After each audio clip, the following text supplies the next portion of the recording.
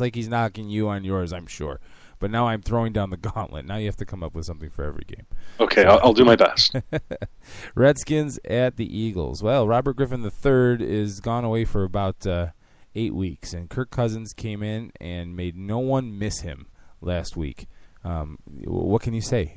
Stepping into and putting on the performance he did last week was pretty impeccable. But it's going to be a little different this week because the Eagles are going to game plan for Kirk Cousins. So no one's going to be caught off guard. The Eagles just had a tremendous comeback on Monday Night Football in Indianapolis. They have all the momentum. They are at home. And with that being said, I'm going to pick the Philadelphia Eagles. Yeah, I don't think that was too far of a leap from a reasonable decision on your part, Keith. It's a little straight up. I mean, the Eagles, they do everything great. Washington has played decent defense, but on offense, do you see what Darren Sproles has done to this offense? My God, he's changed everything. It's made a top-notch, high-potency offense even more so. It's like taking the Gatling gun from Predator and like adding and like cloning it and like putting it all around and just decimating the jungle. You know, if Darren Sproles were around, I think he would appreciate that comment and that analogy. For me, I'll tell you what it is. The Redskins haven't played a team like the Eagles yet. Their first two games were against the Texans and the Jaguars, and you can't sit here and say that those are anywhere near close to the best offenses in the league. So we're about to really see if this Redskins defense is anything like what the numbers on paper say. For me, you're starting Nick Foles, LaShawn McCoy, Darren Sproles, Zach Ertz, Jeremy Maclin, all the playmakers for the Eagles in this game, because what we saw last week, I think, was the tip of the iceberg. And what I think we may be starting to see from some teams is things are clicking. There's sort of the first 2 weeks, 4 weeks of the season, they've just got to get everything together all at full speed, and that's happening for the Eagles. Now, that having been said, I'm not going to poo-hoo the Redskins either. You kind of can look at a guy like Alfred Morris. He's going up against a defense that's a middle-of-the-road defense at best. So he suddenly becomes a borderline RB1. Same thing with Pierre Garçon going against the middle-of-the-road defense against wide receivers. He's sort of a borderline wide receiver one in this setting. Kirk Cousins, I think he's an option. But my thing is always, unless RG3 was your number one guy and you've got nothing else to play, you're probably going to sit Kirk Cousins this week, see how he does, and he's probably your bench guy. I'm taking the Eagles. Go Eagles! My God, this is just going from bad to worse. I'm going to stop doing it. That's just not, Work on it for next week so you can, right. so you can be a little bit more polished.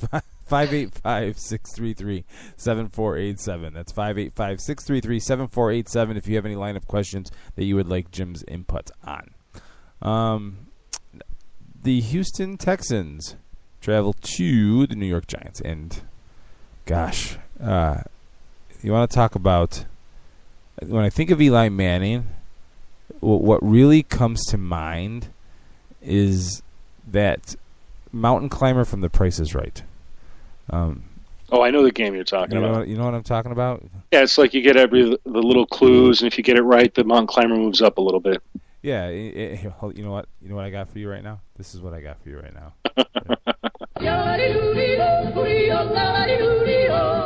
And here's Eli Manning climbing the mountain, winning his first Super Bowl, having a little down. Then everyone wonders if he's elite, and then he crashes. He wins his second Super Bowl, and then he crashes. And he falls off the edge. If there's a guy who you watch him play and he looks done, it's Eli Manning. There's just nothing going on. And maybe it's a new offensive system. Maybe he'll have a better second half. But it may not matter at this point with the way the Giants are playing. And now now the Houston Texans come to town, who are by no means lighting the world on fire offensively. They still have Arian Foster, who is pretty good. They're averaging 152 yards on the ground per game. But what really is, I think, their strength is their defense. They have always been good. With or without Clowney, I think they could have been elite. But with Clowney, but since they're not, I think they're still pretty good, and they're good enough to beat this Giants team on the road. Yeah, I've got no issues with the Texans beating the Giants at home. I think there's sort of this thing you have to worry about that it being a home game and things coming together, and maybe the Giants, but I can't in any good conscience pick them. It just they're struggling offensively, struggling defensively. The Texans are pulling everything together, and they're doing it the old-fashioned way. They're running the football, and Arian Foster makes for a top play this week. I also like Andre Johnson against what I'll describe as a very suspect secondary, that while it has some talented names on it, it's not a group that is going to stop him, and hopefully he and Ryan Fitzpatrick connect for one in the end zone, because this man, he deserves it. And then you got the Texans defense, which is an absolutely must-start against an offense, giving up the most fantasy points to opposing units. I mean, everything about this says Texans win. You could look at DeAndre Hopkins as a wide receiver three this week. I think that's a reasonable a pick to make or play to make. Certainly, if your third wide receiver has pulled a difficult matchup. For the Giants, I mean, I like Larry Donnell. He has been, I don't know, what's he got? I want to say he's got about 11, 12, 13 receptions and maybe double the amount of targets to those receptions. So he's highly involved in this offense, and it seems to me that it's not even due to the matchups. So I like him. And Victor Cruz, if he's anything, he's a wide receiver 3, but he is killing people that drafted him likely as a wide receiver 2 because he just hasn't done much. In any case, can you imagine this? After this weekend, the Texans could be 3-0. One of us can. One of us picked the Texans to finish 11-5 and was scoffed at. That's true. Ridiculed. I don't. It was the equivalent of a biblical stoning story. That's how bad I got laughed out of the show.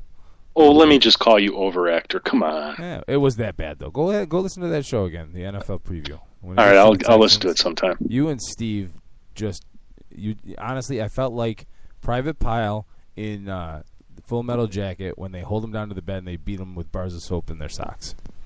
And for the ladies and gentlemen out there listening, the show that he's referring to airs on Mondays at what time? Mondays 10 to 12. It's 87 Sports Fans Live. It's and that's Eastern time, by the way. Yeah, the time zone that runs the world. Yeah. Okay. Minnesota travels to New Orleans, and those poor Minnesota Vikings. A resounding win in Week 1, and then they go and they play the New England Patriots, and then in Monday of last week, I believe it was, Tuesday last week, everything blows up with Adrian Peterson beating his kid and whatnot, and we've rehashed that on the other show. Pretty good. That being said, he's now out indefinitely. Matt Asiata may do some nice things for you, but offensively, he is not Adrian Peterson. And they still have Matt Castle, a quarterback, which I just don't understand. The Saints are 0-2, and they lost last second to the Falcons in Week 1, and then lost last second to the Browns last week in Cleveland, which I did not see coming, even though I know the Saints are a different team on grass and outside. But they're home now. They're hungry, and the Vikings are distracted. Okay, I'm sorry, they have to be. There's just too much going back and forth with that team, and New Orleans pretty tough in the dome to begin with, so this is a safe pick for me, the Saints at home. This is a safe pick for me, too, the Saints at home, because you had the Vikings with that nice win over the Rams, but then they go up against the Patriots, and they just got spanked 30-7. Now, if you look at the box score, you realize it wasn't all through Tom Brady, it wasn't all those things, but, this is Drew Brees. This is a team playing at home in the Superdome, of all places to have a football game against a team that's not the place you want to be. Yeah, I mean, after being in the Great Northwest and going against the 12th man in Seattle, this would probably be the next place you don't want to be. So I think this is a game. Drew Brees and the Saints, they make themselves feel real good, and they just blow it up. So guys like Drew Brees, Jimmy Graham, Marcus Colston, they're all must starts this week. Look at Pierre Thomas is a borderline RB2 with Mark Ingram out for the next month, and then even Kerry Robinson, you could look at him as a decent flex play. I like the Saints as a low-end option this week. I forget what it is. I think the Vikings give up the second most fantasy points to opposing defenses and special teams, so you can look at the Saints as an option. And for the Vikings, Cordarrelle Patterson, Even though if they don't generate a lot of offense or put up, let's say, a couple touchdowns, one of those should go to Cordarrelle. I mean, he's their best weapon in this game. Second best is going to be Matt Asiata, even though, as you pointed out, he's not Adrian Peterson. The fact is that he's going to be the starting running back playing on most downs, and he's a fantasy relevant player that you need to get in your lineups as an RB2. Other than that, Saints, they're marching into 1-2. And he comes back. And he's back. Yay. Tennessee Titans at the Cincinnati Bengals. The Titans, again, an up-and-down team. They did not impress at all last week. And are we really ready to live in the kind of football world where the Cincinnati Bengals are really in the upper echelon of teams? You really have to start thinking that way, kids, because it's happening. It's happening before our eyes. The Bengals are at home, and there is no reason to believe they don't win this game. Yeah, this should be a one-sided victory, a destruction of sorts. If I had closing sounds for the preview here, it would be of nails just grabbing at flesh and ripping things apart, and loud Tigers and Bengals just roaring.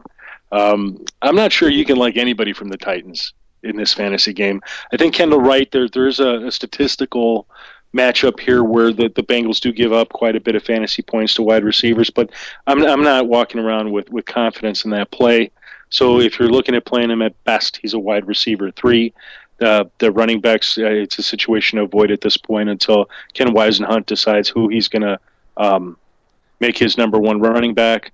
And Jake Locker, I don't like this game on the road at all for him. For the Bengals, though, Gio Bernard is an absolute must-start. Even call him a top 5 play, if only because he is the offense right now. He's going to see the football 30 to 35 times. Jeremy Hill, they would be nuts not to start getting him involved.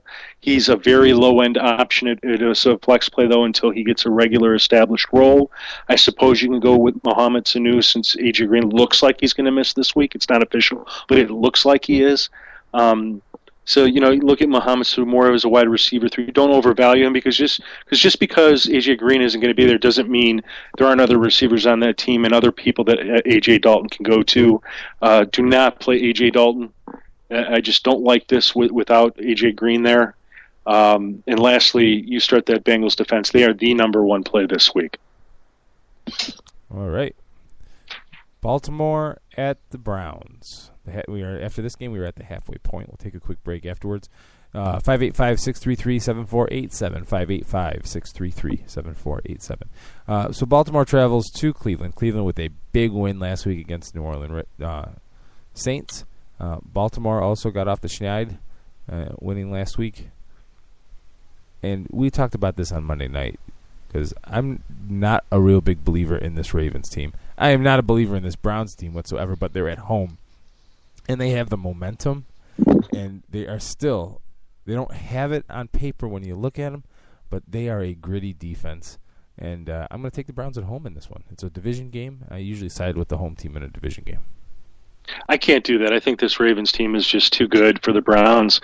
They have the grit that the Saints were missing, and I think they're just going to take it to them. I mean, I feel so good about that. I can call Joe Flacco a borderline QB1 in this particular instance based on the fantasy points allowed. Bernard Pierce makes for a solid RB2 play. Torrey Smith makes for a top wide receiver play. I can't call him a wide receiver 1 because he hasn't put up those numbers yet, but the matchup certainly can make it look like that. And you got to start a good Ravens defense in this situation. It's they're just that good, and there's enough mistakes for the Browns to make that the Ravens should be all over them. The only Browns worth considering is going to be Terrence West as a borderline, but he's not a definite flex play. I'm not even sure if Jordan Cameron is going to be available this weekend. I mean, obviously, if he is, you have to consider getting him active. He's just that good of a tight end. And speaking of tight ends, I was seeing some people dump Dennis Pitta this past week. And I don't quite understand that. I mean, I understand Owen Daniels had a couple TDs, but he hardly had any yardage. It doesn't simply mean that Owen Daniels is a top fantasy play. He certainly is not.